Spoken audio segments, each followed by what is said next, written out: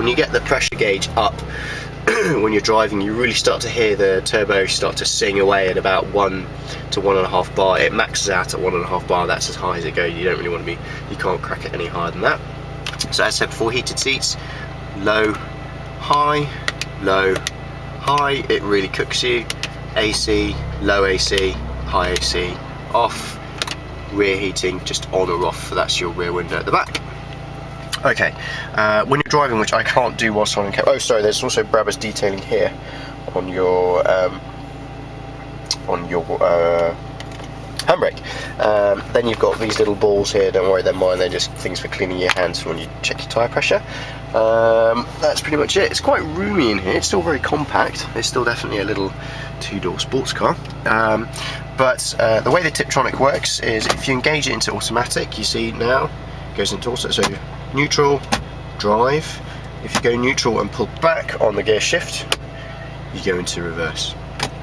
So when you're in auto, you've got two options. You can either tap the paddles, which it won't let you do your moving, or so when you're moving, the moment you tap the paddles up or down, you engage the Tiptronic system, so you take command of the gear system.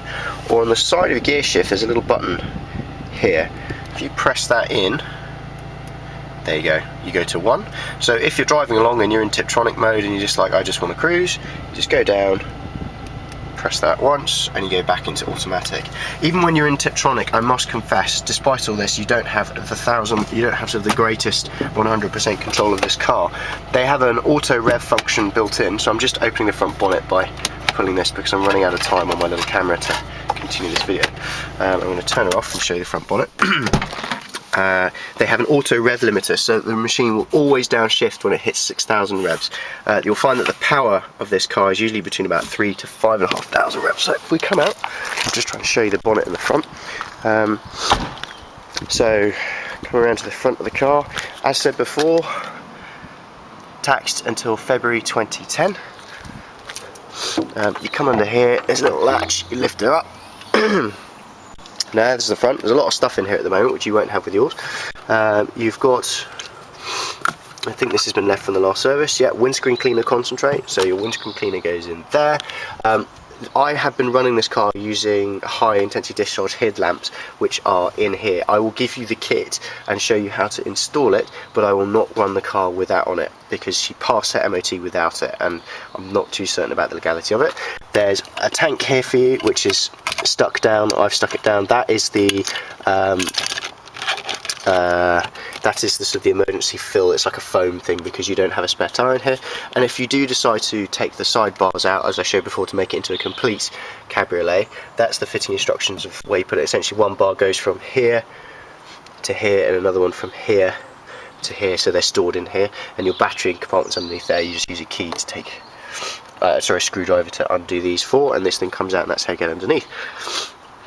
This is the head kit down here that you'll come with your car free should you require it. It's 10,000K, so it's quite blue, but otherwise quite nice. And then this is your smart manual sitting in here and some interior cleaning works. That's pretty much it as far as I can see. Oh, damage wise, now the wheels are in very good nick.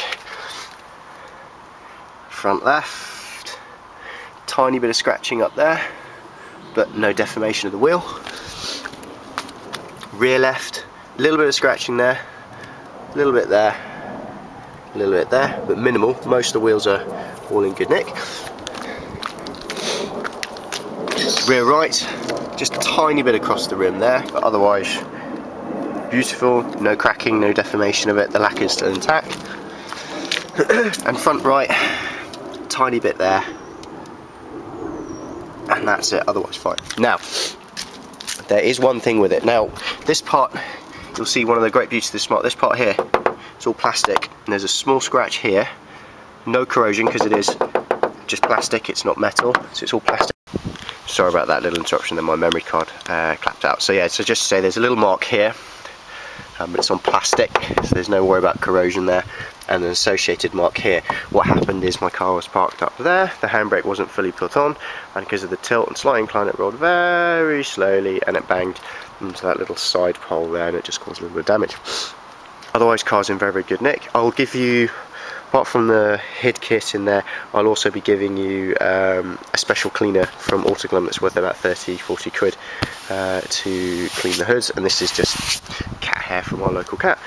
So yeah, so that's her. She's in great nick, functioning perfectly fine, just been serviced yesterday at Mercedes-Benz. All functioning parts, MOT is good, tax is good. For the first 6 months she's ready to go. Very efficient, and she's all yours. Just a bit away. If you want to come visit her, come take her for a test drive, you just need to give me a ring or drop me an email. I live in North London. I'm in a quiet cul-de-sac, so you can drive your car. There's no parking restrictions around here. Just drive your car straight in park and we can go.